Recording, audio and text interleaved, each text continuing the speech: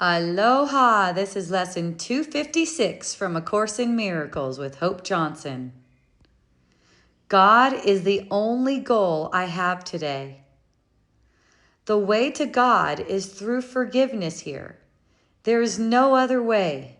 If sin had not been cherished by the mind, what need would there have been to find the way to where you are? Who would still be uncertain? Who could be unsure of who he is? And who would yet remain asleep in heavy clouds of doubt about the holiness of him whom God created sinless? Here we can but dream. But we can dream we have forgiven him in whom all sin remains impossible. And it is this we choose to dream today. God is our goal. Forgiveness is the means by which our minds return to him at last. And so, our Father, would we come to you in your appointed way? We have no goal except to hear your voice and find the way your sacred word has pointed out to us. And that completes the lesson. So God is the only goal I have today. Ooh, let's close our eyes. Let the many goals of the world gently fall away. They were never yours. They were just distractions. Like ornaments in a dream. All those goals are trying to make the dream more attractive. I got goals, I need to keep the dream. That's what it's saying. Promises peace, but it's really perpetuating delay. Beneath all those imaginary goals, there's just one goal, and it's always waiting, and that's to remember God. That is the only goal.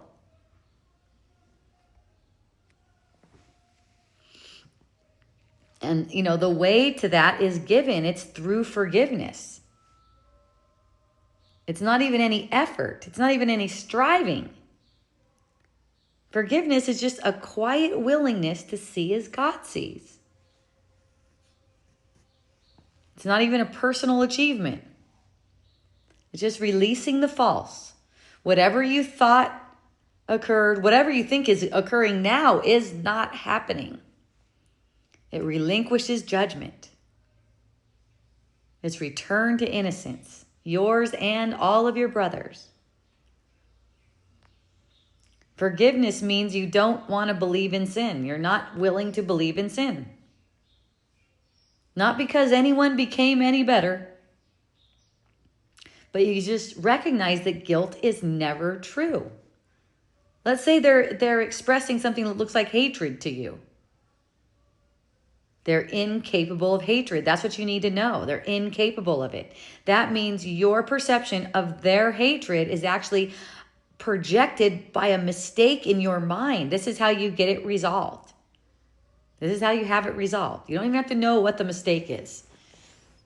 You don't even have to know that. All it is recognizing that the hatred you think you see in another person is actually not there. You're projecting it. It's so lovely to see like this. It's so loving and lovely, and it feels so good.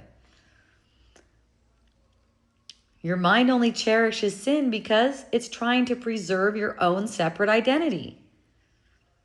It's trying to justify your pain.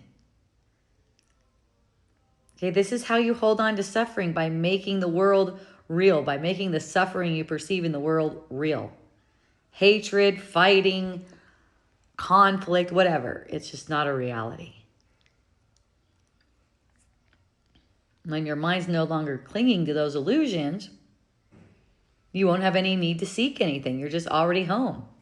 So what you want is to be relieved of that clinging to illusions, recognizing your only goal is God. The only reason the way to God seems to be lost is because of choosing to believe that you're guilty. See how that is? So if you're projecting that someone else is being hateful, it's believing that you're guilty. It's secretly re-believing that you're guilty and repressing that in the subconscious mind. It's your own subconscious guilt that's projecting an apparently hateful person. So that's why you want to have that removed. You want to have it purified. And this is how we make idols of relationships, careers, bodies, dreams, whatever, by projecting that we're guilty. Okay? There's all kinds of different ways. I'm just giving you one example for today. A hateful person. Okay? So you're invited to dream differently now. This is how we get to the happy dream. This is how we get to that. You can dream of forgiveness where no one's been harmed and no one has harmed anyone and no one is blamed and no one is held accountable and no one is held outside of God's heart. This is how we wake up. It's not through punishment. It's not through proving that someone did something wrong. It's by accepting this healing dream. Let this be the only desire in your heart today. Not to try to fix the story. See, everyone's looking for results in the story. Everyone makes basically the ego. Everyone who's listening to the ego. It's not trying to make the dream more comfortable for yourself. It's just to remember the truth, because that's where your true happiness is. It's not found in the dream. Sin is impossible and love is certain. Keep that in mind if God is your goal. And, God is your goal, actually. All those other goals are a distraction. Ultimately, God is your goal. So today, in seeking only your one goal, you're going to hear God's voice. And in hearing his voice, you're gently led back to yourself. The one God created. You're forever whole, radiant, innocent, and free.